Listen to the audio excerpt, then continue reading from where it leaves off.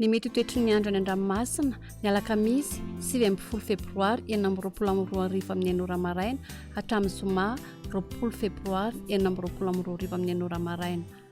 Foana ny fampitandremana mahakasika ny hamafin-drivotra sy ny avin'alin-drano fa mila mitandrina trano kosa ny mpiasa ranomasina. Ho an'ny morontsiraka atsinanana. Tanjony bomba ohatra hatrany amin'ny tanjona angotsy. Andorona tandrifon-drahona indraindray. Ho avy atsimo atsimon-tsanana ny rivotra ka ho 20 hatramin'ny 30 km isan'ora. Ahatratra 10-20 km isan'ora indraindray any avaratra Vohemara. Anonjabe ny ranomasina avy Onja 5 metatra. Tanjona angotsy hatramin'ny Manoro. Andorona tandrifon-drahona vitsy any avaratra Toamasina. Ho maina any Akafa. Ho avy atsinanana na atsimon-tsanana ny rivotra ka ho 10 hatramin'ny 20 km isan'ora. Atiny Mpanonja anonjabe ny ranomasina avy Onja hatramin'ny 5 metatra.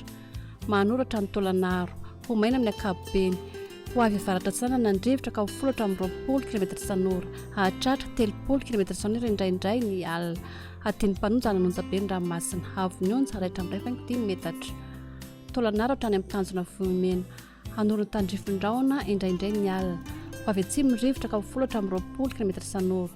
Ho avy avaratra tsanana kosa manakaiky ny Tolanaro ka ho 20 hatramin'ny 30 km isan'ora.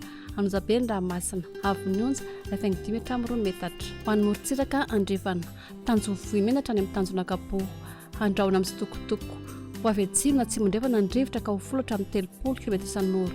Anonjabe ny ranomasina avy Onja 5 hatramin'ny 2 metatra. Tanjona kapoha hatrany amin'ny tanjona velanandro. Andrahona mahalana. Ho avy atsimo na atsimon-drevana ny rivotra ka ho 10 hatramin'ny 20 km isan'ora. Atiny Mpanonja ny ranomasina avy Onja 5 hatramin'ny 2 metatra. Tanjona velanandro hatrany Analalava. Andorona tandrifon-drahona vitsy ny Voamaraina. Ho avy andrefana na avaratra andrefana ny rivotra ka ho 10 hatramin'ny 20 km isan'ora. Ho avy atsanana kosa ny maraina ka ho 10 hatramin'ny 20 km isan'ora. Ho tonona atiny Mpanonja ny ranomasina avy Onja latsakilatra 5 metatra. Analalava hatrany amin'ny tanjona bomba omby.